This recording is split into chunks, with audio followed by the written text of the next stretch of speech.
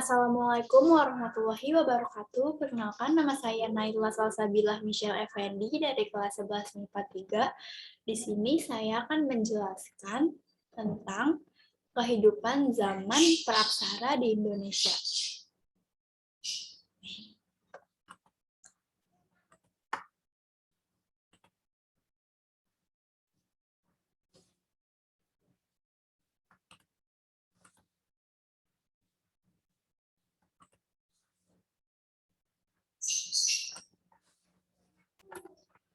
Masa praksara di Indonesia.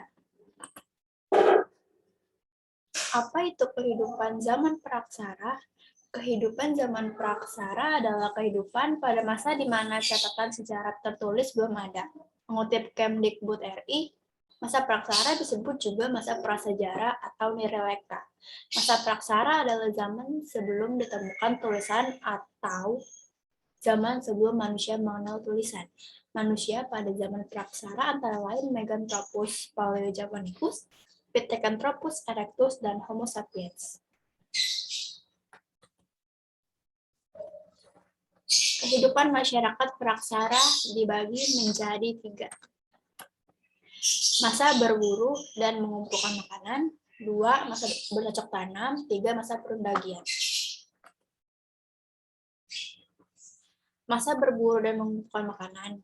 Manusia purba pada masa ini selalu berpindah-pindah nomaden karena tidak punya tempat tinggal tetap.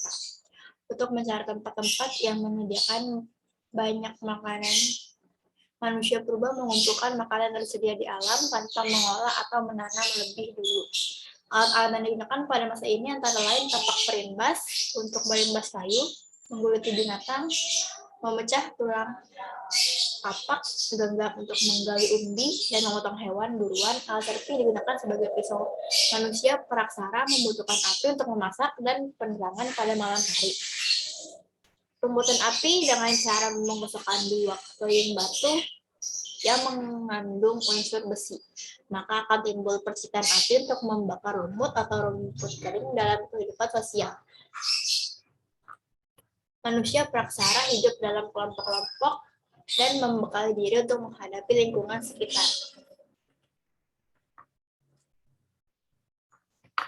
Masa bercocok tanam. Masa bercocok tanam adalah masa ketika manusia mulai memenuhi kebutuhan hidup dengan cara pembukaan lahan di hutan untuk dijadikan ladang. Pada masa ini manusia praksara mulai hidup menetap di satu tempat tinggal sederhana secara berkelompok. Tapi kehidupan berburu dan mengumpulkan makanan tidak sepenuhnya ditinggalkan. Masa ini sangat penting dalam sejarah perkembangan masyarakat karena terdapat beberapa penemuan baru seperti penguasaan sumber-sumber alam, memelihara tumbuhan dan hewan. Alat-alat yang digunakan pada masa bercocok tanam berasal dari batu yang dijeniskan antara lain mata panah untuk berburu, barang pecah belah dari tanah liat kirabah, liung persegi untuk menebang kayu dan mencangkul, kapak lonceng untuk mengolah tanah.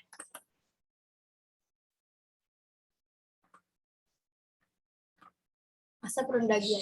Pada masa ini, manusia sudah mengenal teknologi sederhana dan pembagian kerja di kehidupan pada masa perundagian. Manusia purba sudah menemukan biji-biji logam dan mengenal pengolahan logam, sehingga berbagai peralatan mulai dibuat dari logam, pertukangan dan pengecoran logam seperti perunggu, tembaga, dan besi untuk membuat barang-barang kebutuhan rumah tangga diperlukan dalam kehidupan sehari-hari meski sudah ada alat-alat dari logam. Tetapi manusia purba pada masa ini masih menggunakan alat-alat yang terbuat dari batu, akan tetapi penggunaan bahan logam tidak tersebar luas sebagaimana penggunaan bahan batu karena persediaan logam masih terbatas.